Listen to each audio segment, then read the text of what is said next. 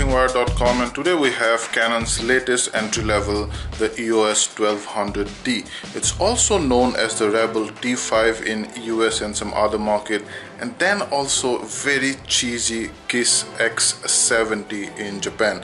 So it's known by all these three names in different markets. Now 1200D is an upgrade of almost 3 years old 1100D. It comes in with some improvement both in terms of the ergonomics and body and also in terms of features.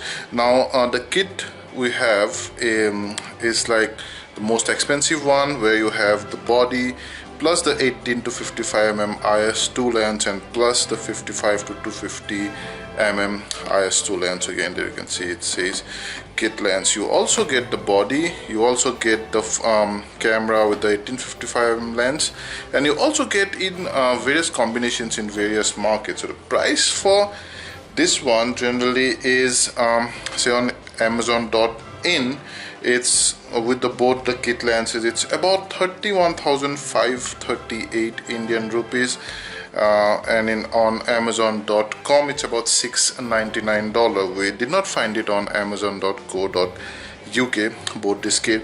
With a single kit in India it's about 26,750, in US it's about $499, and in the UK it's about £325.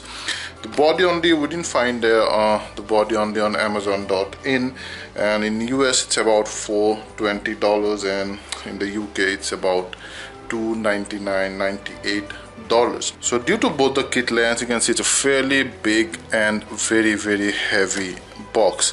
So there cameras and all stuff, they say that's how it looks. You also get an 8GB card, I'm gonna show you, and then some quick specs here. 18 megapixel CMOS sensor, the age old one, same CMOS sensor that's been running for I don't know how many models now, up to ISO 6400. It also on ISO burst goes up till 12,800, and 4x3. You also get a wide screen, by the way, and 3-inch LCD, non-touchscreen, non-articulated. Then you have UF movie full HD 30 fps, then your 3 frame rate per second in burst mode maximum, and then auto intelligent scene mode. There you see some important marketing information and stuff I already told you. So this is the black model. Yeah, nothing much, all those software informations and stuff.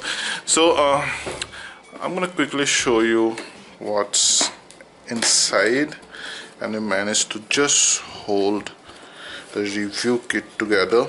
So first you get the warranty card there, and then you get an invitation to a free complimentary Canon photography tutorial. It's a classroom course. So basically they're gonna tell you how good the Canon kits are and everything, one complimentary class, and probably they would hope that you would start buying their lenses and other kits, and also probably is gonna start paying for their other classes. You get the software kits, that's one, that's another one, and then that's still another one, and then you also get some good guides. So first you get the camera manual. Make sure you read this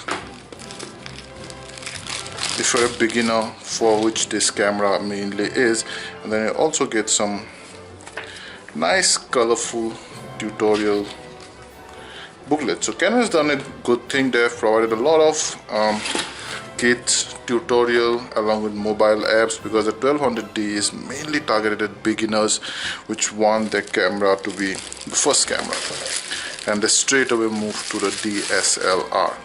So that's the body. It's a pretty tough body, really. You know, it's very hard, rugged plastic on top of aluminum chassis. So we're gonna come back to that later. You have the external battery charger, the power cord. You have, that's the battery, it's the LPE10 battery, 860 mAh. And then you have the shoulder strap there, then your data cable, and then at last we have both the kit lenses. So that's your 18-55mm kit lens, and then here you'll have your the other kit lens, the zoom one. So it goes from 55 till 250. Both have the second version of image stabilization. Yeah, so those are all the things that are in the packet. The 1200D has a very clean, nice and thoughtfully designed body. Now you have a magnesium chassis inside, and then on top it's mostly plastic. It's also partially weather sealing. Now it's certainly not as rugged as some of the mid-range devices like the 70D or such, or 7D maybe, but then this certainly looks rugged enough, and it in fact feels and holds slightly better than the 1100D. At the same time, this guy becomes slightly less in weight, slightly lighter than its predecessor. In fact, this also feels and looks better than the 100D. The 100D kind of looks very cheap, and this one actually looks pretty good for this price point. Quite rugged nicely. You have this nice rubber patches at places where you would hold the camera, and this hold is amazing. It's much better than the 1100D. So let's go ahead and talk about some of the controls and buttons and stuff. So on the front side, say that's a camera cap, and you have the mirror there, sensor, and then your lens contact points. Let's see, your lens release button here. That's your shutter release button, autofocus assist lamp, nice rubber holder that I showed you, your mic, and then that's the branding. And then just besides the mic you have speakers there, and then your sensor mark. You have your accessory hot shoe, the flash here that will be triggered by this button, your shooting mode dial that does not in fact rotate 360 degree. You can rotate from here till here, but does not go. You'll have to come back to here. So the shooting dial has your usual MATP mode, and it also has an intelligent auto mode and some other usual mode like your without flash auto mode, and then some other filter stuff, and then also the video mode. You need to switch to this mode for the video to be enabled. And then your power lever, then one command dial, the lone command dial, and then your eyelets for your lanyard.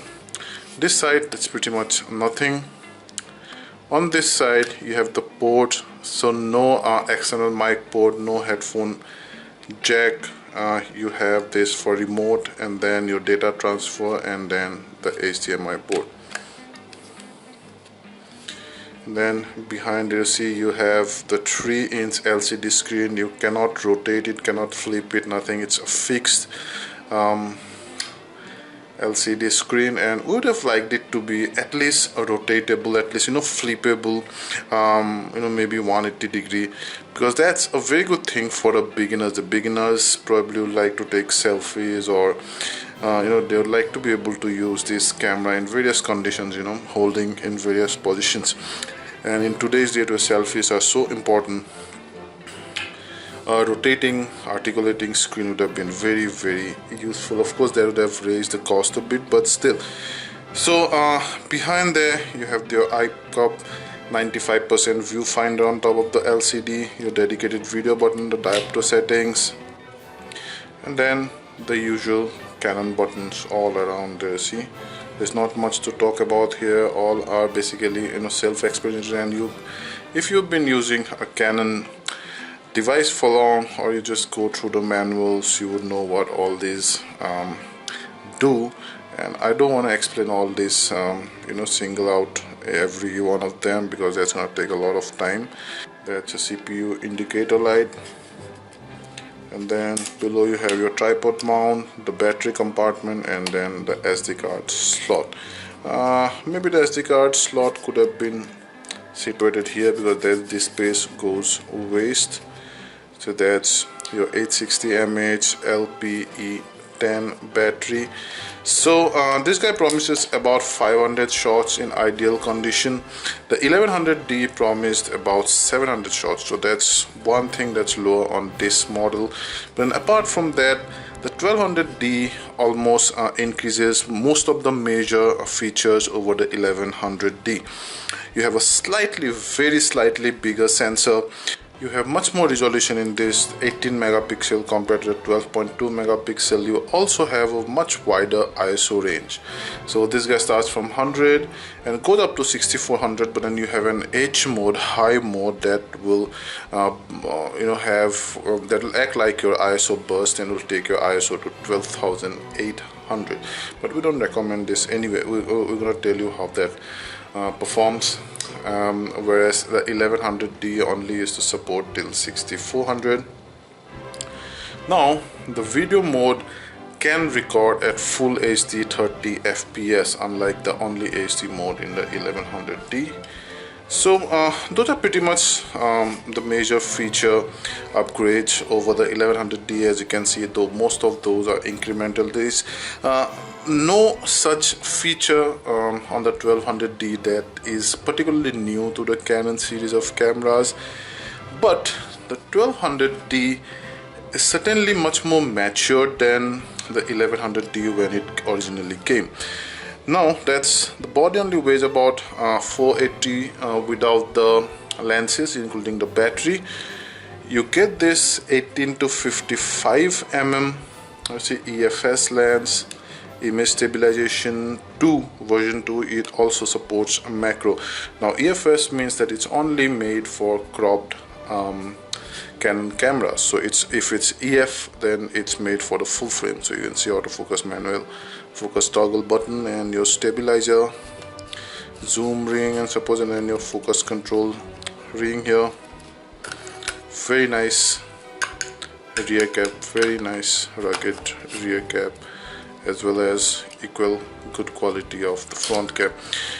I see EFS 18 to 55. The focal range, the aperture range starts from 1/3.5 till 5.6. So at 55 mm you'd only get 5.6 maximum aperture. IS2, it takes a filter of the size of 58 mm.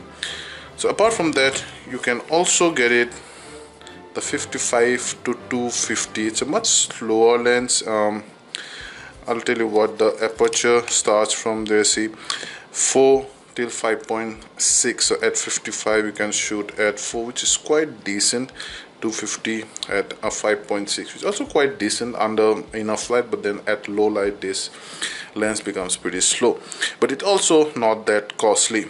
So IS2, again, it takes 58 mm, same filters. You see, EFS lens again, not the EF. I see autofocus, same kind of design that the 1855 has. It also supports macro. Yeah, so these two lenses, a pretty good combination for a beginner, with the 1200D, because you basically get the normal zoom lens, which is 18 to 55, and it also then covers 55 to 250. So basically you have 18 to 250 in your hands, which mostly covers almost all the required everyday and even some of the challenging areas, like some of the mammal wildlife shots and stuff. You cannot of course shoot birds or so. You cannot of course shoot probably mountains if it requires too wide a lens, but then these two should suffice you for maximum percentage of your shot selections.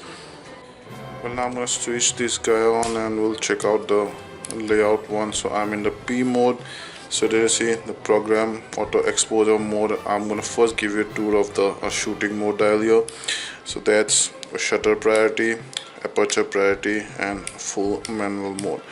When you go this side, you get to that same intelligent auto mode, which is kind of a total point and shoot mode, and then your flash off auto mode, creative auto mode, and then portrait, landscape, close-up, sports, and some other thing. And that's switch to your video mode. Automatically your live view mode becomes active, and the moment you press this, that started your video recording. You see that this small red dot means it's now recording. Press it again. So you'll have to move to that particular point for a video to start. Also,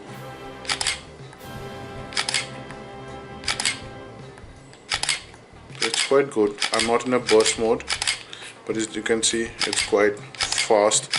So it supports 3 FPS burst mode if I select the burst mode here. That is, so when I go to continuous,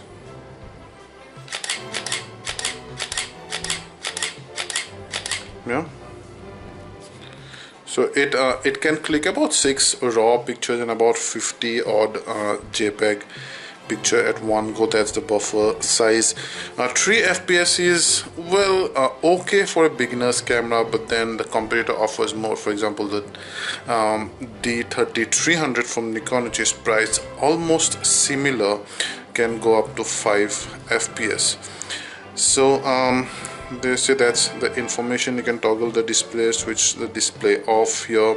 You can also simply move to the live view mode here, and then you can click the photo from here also. Autofocus hunt a bit. Yeah. You see, I'm halfway and the autofocus hunts a bit under low light.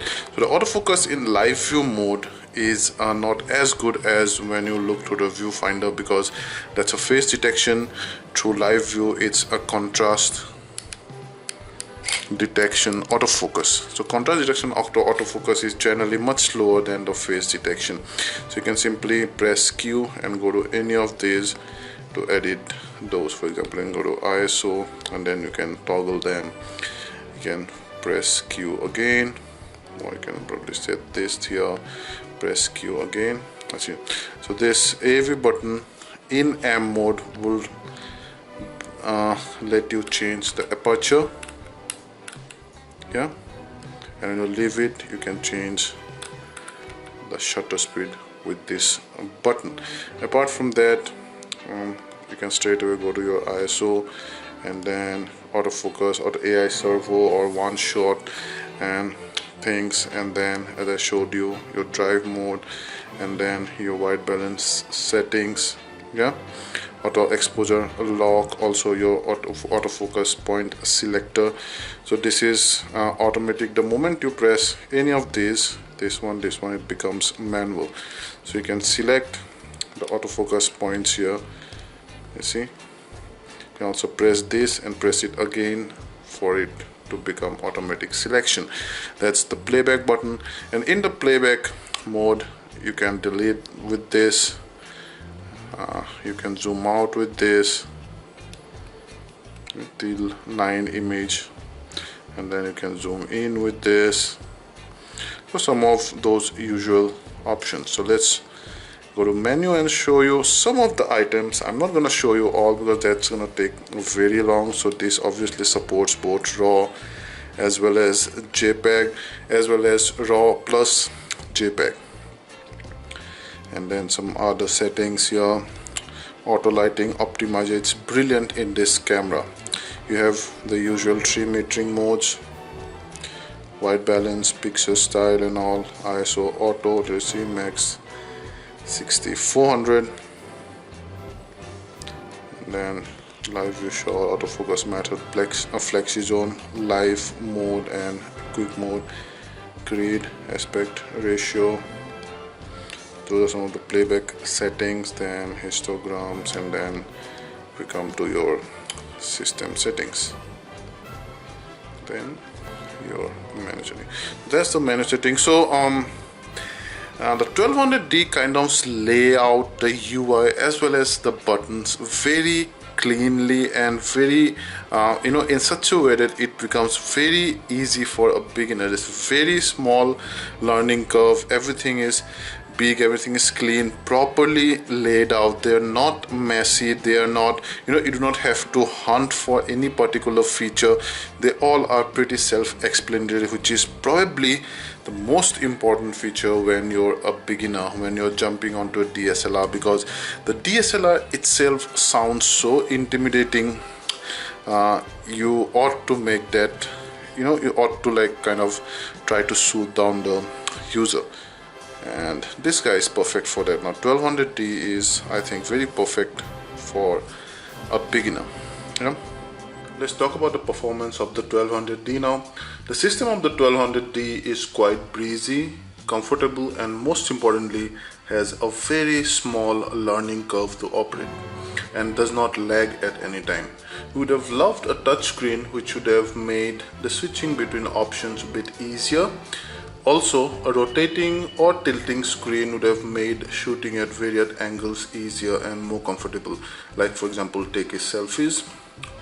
The 3 FPS actually gives 3 FPS, which is fine for most of the cases, and it would suffice for day-to-day life, but not of course for fast moving objects or in case of sports.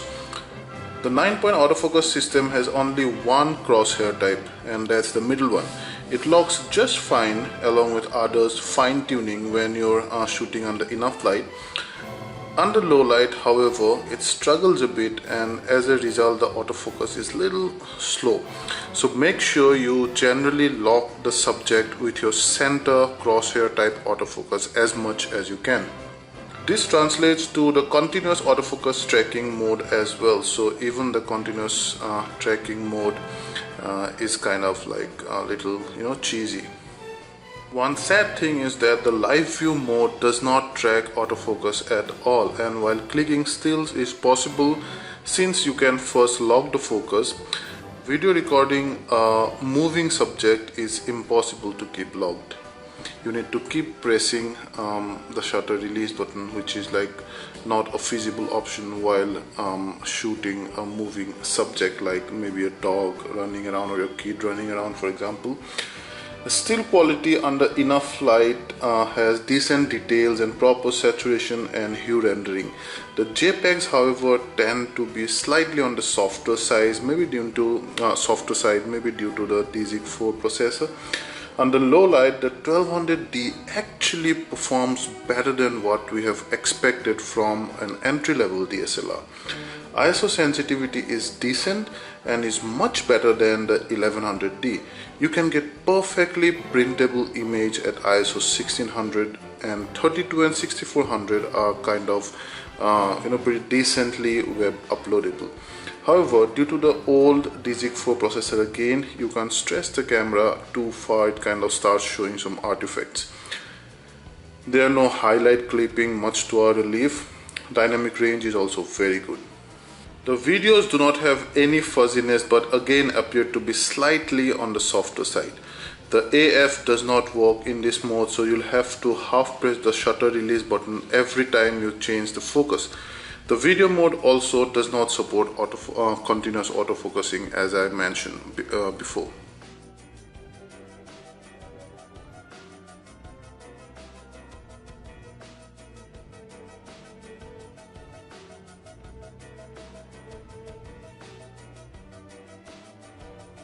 So let's first talk about the good and bad of this device.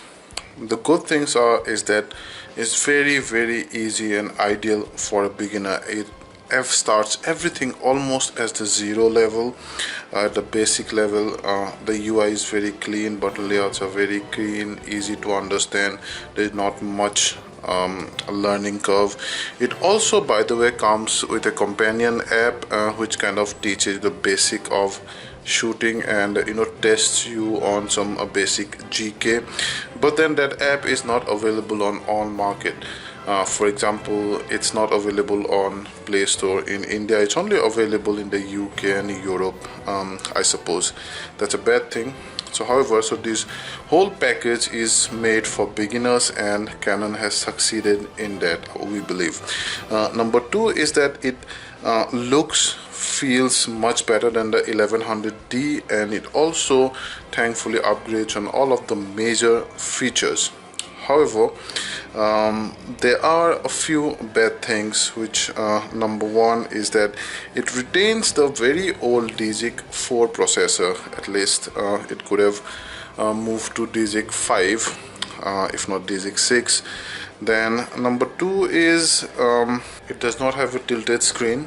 But then the biggest and the worst of them for me is the inability to continuously autofocus during video recording. Now that's a very bad feature. They at least should have had that. That's very, very important, and that actually would have also made it a great video camera, because it has a great ISO range, 100 to almost 12,800, and in this kit you got both the lenses, and so that made it a really good video camera. It has continuous autofocus, but that's only for still during video recording. As I showed you, it does not have that autofocus mode, so you'll have to actually press this to focus. That's a bad thing. The 1200D has lots of competitions. In fact, it's one of the most fiercest competition space. This 30 to 35,000. You have most of the entry-level DSLRs. You have most of the entry-level mirrorless cameras. You have many premium high zoom cameras. You also have some very good point and shoot cameras like the RX100, for example. The RX100 number one now comes for about 28,000. You get some high zoom cameras like the Sony HX300, for example, Nikon P600. You also get some entry-level mirrorless like the 3N, for example. Then again, you have the K500 from Pentax. But then biggest competitor to this would be the Nikon D3300, which number one does not have a low pass filter. That's one of the biggest advantage. This guy has a low pass filter that might not mean much to a beginner, mind you, but as an expert you would know that that low pass filter, if used well, will give much sharper images. Number two is that more frame rate on the D3300, and in general we've seen that the images are slightly sharper, although the dynamic range of both the cameras matches amazingly. So D3300 has more feature than the 1200D, but then there is a difference which actually works for the Canon 1200D. Now, if I'm looking for an entry-level DSLR, I have two reasons. Number one, I am a total beginner, so probably this is the first camera. Number two, I'm probably looking for my second camera, or I'm on a tight budget.